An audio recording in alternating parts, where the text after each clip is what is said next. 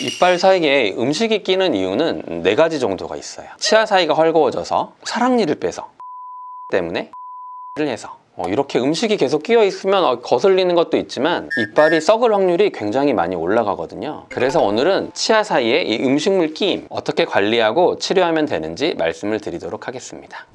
안녕하세요. 18년차 보철과 전문의 디지털 정원장 정유석입니다. 저도 이제 치아 사이에 막 음식물이 끼고 하는데요. 막 고기도 끼고 막 나물도 끼고 하면 굉장히 불편한데요. 식사를 하다 중간에 가서 뺄 수도 없고 뭐 그런 고민들을 많이 하실 거라고 봅니다. 특히나 이게 너무 이제 껴있거나 그러면 이제 잇몸에서 피가 나고 붓기도 하고 이제 심지어 아프기까지 하는데요. 또 이제 한 연구에 따르면 이렇게 음식물이 자꾸 끼면 치아하고 치아 사이에 충치가 생길 확률이 18.2%나 된다고 하더라고요. 그래서 오늘은 이런 음식물 끼임에 대해서 어떤 원인 때문에 음식물이 끼고 그걸 어떻게 해결할 수 있는지 하나씩 이야기를 해보도록 하겠습니다. 오늘 내용은 이 박희용 원장님의 이 책에 음식물 끼임에 관한 너무 좋은 내용들이 있어서 이 책을 좀 참고로 하여서 소개를 해드리도록 하겠습니다.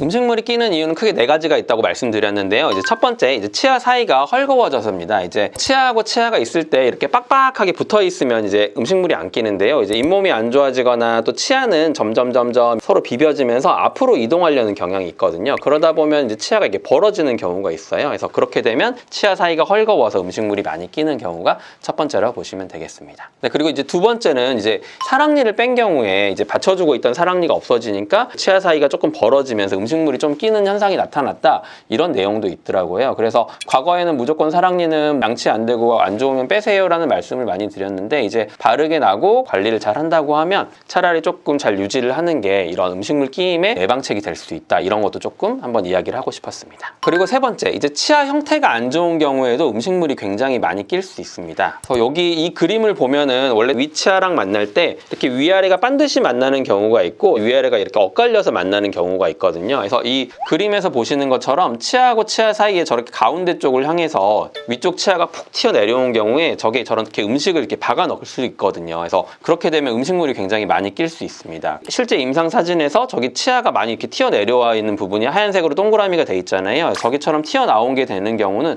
자꾸 음식물을 박아 넣을 수 있기 때문에 이제 아래 이제 임플란트를 보철을 만드는 과정에서도 저기가 저렇게 튀어나와 있다고 그냥 그대로 내버려 두는 게 아니라 저 부분을 조금 이렇게 부드럽게 해서 그쪽으로 음식물을 박아 넣지 않게 해야 음식물이 덜 낀다고 보시면 되겠습니다. 그리고 이제 치아 형태 관련해서 이제 저희가 나이가 들수록 치아가 올록볼록했다가 점점 이제 닳아지고 마모되잖아요. 그 부분들이 점점 내려가게 되면 이렇게 치아가 만나는 곳은 이렇게 일자로 만나는 게 아니라 약간 올록볼록하게 만나야 되거든요. 그래서 그게 올록볼록하게 있을 때는 음식물이 왔을 때 그 길을 타고 이제 빠져나가요. 근데 이게 너무 평평해져 버리면 음식물이 타고 흘러가는 게 아니라 거기에 이제 박히기 때문에 오히려 음식물이 이제 더 많이 낄 수 있거든요. 그래서 나이가 들수록 치아가 많이 마모가 됐다 그러면 음식물이 더 많이 낄 수 있겠구나, 이렇게 생각을 하시면 되겠습니다. 그리고 이제 네 번째, 이제 음식물이 또 끼일 수 있는 상황 중에 하나가 이제 음식물이 안 꼈다가 이번에 임플란트를 했는데 임플란트를 하고 나서 음식물이 계속 껴요, 또 이렇게 말씀하시는 분들이 많거든요. 그래서 그게 왜 그런지, 어떻게 하면 좀 그거를 예방을 할 수 있는지에 대해서 조금 말씀을 드리면은요, 뿌리가 약간 앞쪽으로 기울어 있거든요. 치아가 앞쪽 방향으로 기울어 있기 때문에 치아가 그대로 가만히 있는 게 아니라 분명 젊었을 때 아래 앞니가 골았다가 나중에 이제 치아가 틀어지면서 이렇게 고르지 않게 되는 경우가 많거든요. 그게 왜 그러냐면 힘을 자꾸 앞으로 받으면서 얘가 비벼지다가 어느 순간 탁 밀려가지고 이게 틀어지는 거예요. 자꾸 이렇게 앞으로 가려고 하는데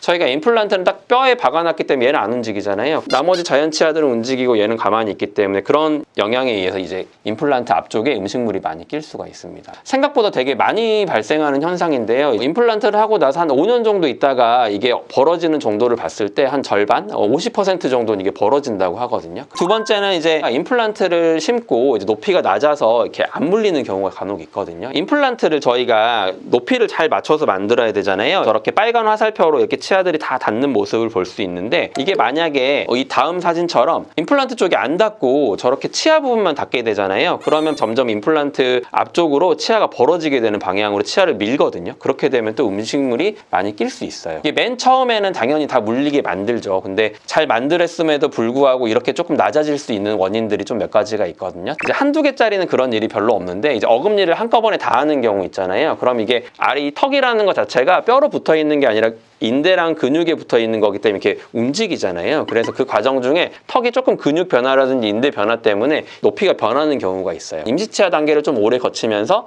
턱이 조금 근육이 안정화되고 이제 위치가 조금 제자리를 찾아간 다음에 완성을 해야 되는데, 임시치아를 하지 않고 완성을 해버리다 보면 나중에 바뀌게 되면 이런 현상이 발생을 할 수 있거든요. 그리고 또 두 번째로는 임플란트 보철도 이렇게 약간 내려가거든요. 그래서 약간 그런 치마 현상이 있기 때문에, 이제 임플란트는 기둥이 있으면 위에 머리를 올리잖아요. 근데 그 머리가 약간 꽃갈 모양이에요. 꽃갈. 잘 만들 때는 잘 만들었는데 치마돼서 내려가게 되면 이제 높이가 낮아지잖아요. 그래서 임시치 단계에서 그 치마 현상을 다 보고 완전히 높이가 확인된 다음에 높게 만들어야 이런 부분이 없는데, 그렇게 되면 또 이런 음식물 끼임이 발생할 수 있기 때문에 항상 임시치아 단계에서 꼼꼼하게 이런 거를 체크하고 가야 음식물 끼임을 좀 막을 수 있다 말씀을 드리고 싶었습니다. 그리고 이제 임플란트를 할 때 여기 사진에서 보시는 것처럼 치아는 머리는 이렇게 크고 목은 이렇게 잘록하잖아요. 그래서 이제 목 부분에는 원래 잇몸뼈가 많이 있고 잇몸이 차 있어야 되는 부분인데, 이제 임플란트를 하는 경우에 보통 이제 뼈가 주저앉아서 임플란트를 하기 때문에 그 목 부분에 잇몸이 다 차질 않거든요. 그래서 위쪽으로 끼는 건 저희가 어떻게든지 다 막아드릴 수 있습니다 말씀을 드리지만, 이제 치아 목 부분으로 끼는 건 어쩔 수가 없어서 그런 경우에는 치간 칫솔이라든지 치실이나 워터픽 이런 걸 이용을 해서 좀 관리를 해주셔야 되거든요. 그래서